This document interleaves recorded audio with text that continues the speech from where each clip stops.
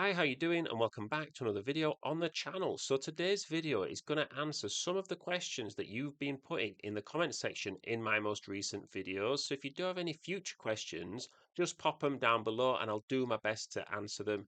I do use charts and data to try and explain what I'm thinking. So if you do like the video, go subscribe. All the support is really appreciated. Sunday's video was actually my most viewed ever. We've just clipped 3,000 views. 50 likes. I actually got 30 subscribers on Sunday alone, which for a small channel was honestly amazing. So any extra support I can get on the channel, I really do appreciate it. Let's take a look at the first question. So the first question we're going to discuss today is the best 4 million to 5 million defenders. So the chart I'm looking at is expected goals conceded versus defensive contributions per start. Now these are just for the defenders between 4 and 5 million, but they also have to have started a minimum of 4 games out of 6 so far this season. Otherwise, some players can just play one and really overperform, and you look at the data and it just doesn't look accurate and it's not a fair reflection of what they're actually doing. Here we can see that anyone below this line is expected to have conceded less than 7.5 goals so far this season, which out of 6 games is pretty good. Now, anyone to the right of this line is also averaging more than 10 defensive contributions per start. So we're looking at this section here. Now, we all know how good Senesi is. You don't need me to sit here and tell you you should get him in because you absolutely should.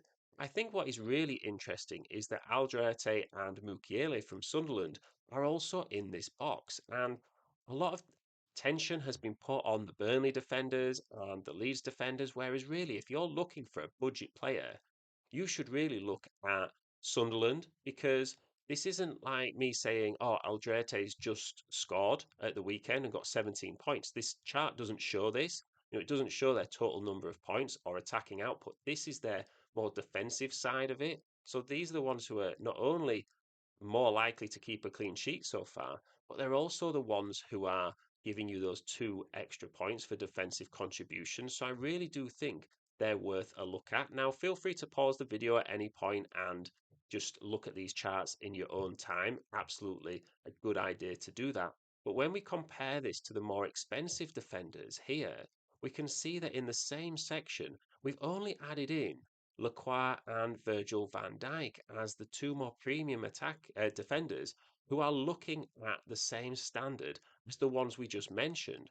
So there's not a load of overperforming more expensive players who are at least doing it consistently on both sides of this chart. So I think that just feeds into more of the reasons to look at Sunderland players. So the next question we're going to look at is Ndiaye, Sarr or Doku as sort of your fourth midfielder. Here we can see that all the midfielders priced between 5.5 to 7.5 million are on this chart. Now they again have to have played a minimum of 4 games or started 4 games so far, but also have to be averaging at least 80 minutes per game. Now the reason I've put that in is because there's so many late goals in the Premier League so far this season. I think on Saturday's set of games, there was the most goals after the 90th minute in the history of the Premier League for a single day, which just goes to show how important it is to have players on the pitch at the end of the games. Now, these 3 midfielders are placed here for expected goal involvements and again, defensive contributions per start. And whilst Ismail Sarr is getting the highest expected goal involvements, he's also been playing the least amount of football because he was injured for 2 games and then came off a little bit early in the most recent one, although he has got 3 goals in 4 starts, and he did play 90 minutes in the first 3 games of the season before he did pick up that injury. Now, whether he stays as fresh, whether he gets rotated, now Crystal Palace have European football to contend with, remains to be seen. But as a standalone player, he really probably is the best option here for that attacking output. What's really interesting with Jeremy Doku is that he's actually started 4 games so far this season, which you don't really expect him to have done so, especially for a Man City team who, whilst they've got attacking injuries, they still have a lot of options to choose from. He's even come on the pitch as a sub in the other 2 games, which means that he's either playing a good amount, or if he comes off the bench, he's going to be on late in games to get you those attacking returns when defenders are more tired. Now, he's not someone that you think is necessarily going to be a goal threat, but he's very direct and does provide some threat from assists. Now, Ndiaye is probably the most reliable in terms of minutes overall, mainly because Everton don't have a really deep squad and they don't have European football to contend with. He's played 90 minutes quite a lot so far this season, and he's started every game as well. Not only that, but he is on penalties. So I think if you wanted to go for a safer bet out of the three, I probably would go for Ndiaye. If you wanted the higher upside, probably would go for like a Sarr and just hope that he stays on the pitch and doesn't get rotated too much.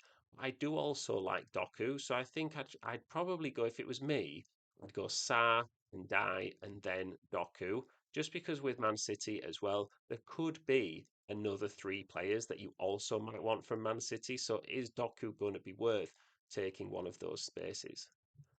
So the final question I'm going to answer today is, who is the most efficient point scorers in Fantasy League so far this season? So I've taken all of the midfielders and all of the forwards. Again, they have to have started at least 4 games so far this season, and they must have been averaging at least 80 minutes per game.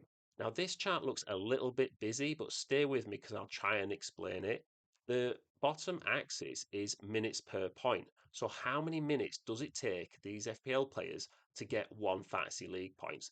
Anyone who is to the left of this line is taking either 20 minutes or less. So every 20 minutes they're on the pitch, they're getting you an FPL point. Essentially, they're getting you just over 4 points per appearance, which is a really good metric because even if, they're coming off a little bit early, let's say they're playing 80 minutes, they're still getting you those 4 points. Anyone who's below this line is selected by less than 10% of FPL managers, which I think is a really good thing to be aware of, especially if you're kind of chasing rank in your mini leagues. So anyone in this rectangle is good value, and we can see there's players in there like Sarr and Doku that we've just spoken about.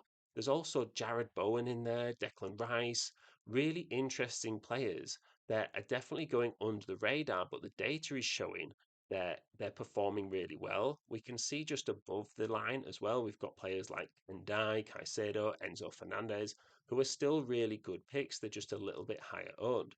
Interestingly enough, on the other side of the chart, we can see players like Florian Wirtz and Matthias Cunha are taking a really long time to get their points. Matthias Cunha, he's needing to play 40 minutes just to get 1 point in Fantasy League. Really inefficient and someone that you should probably be avoiding at the moment. And anyone in the top left is super efficient, but they're also really highly owned. So they're probably players you want to be getting in if you're looking to protect your rank. And the players near the bottom, you should really just have, one or two of those attacking players that could get you those points that no one else in FPL is going to be getting. So that's the video. Let me know if you've got any questions that you think you'd like answering in a future video, and any sort of suggestions or players that you think I might have overlooked. Go check out my other videos this week as well. Links will be on the screen right about now. Please do subscribe. Hopefully, you're enjoying Fantasy League so far this season and looking forward to Game Week 7. And I will see you in the next one.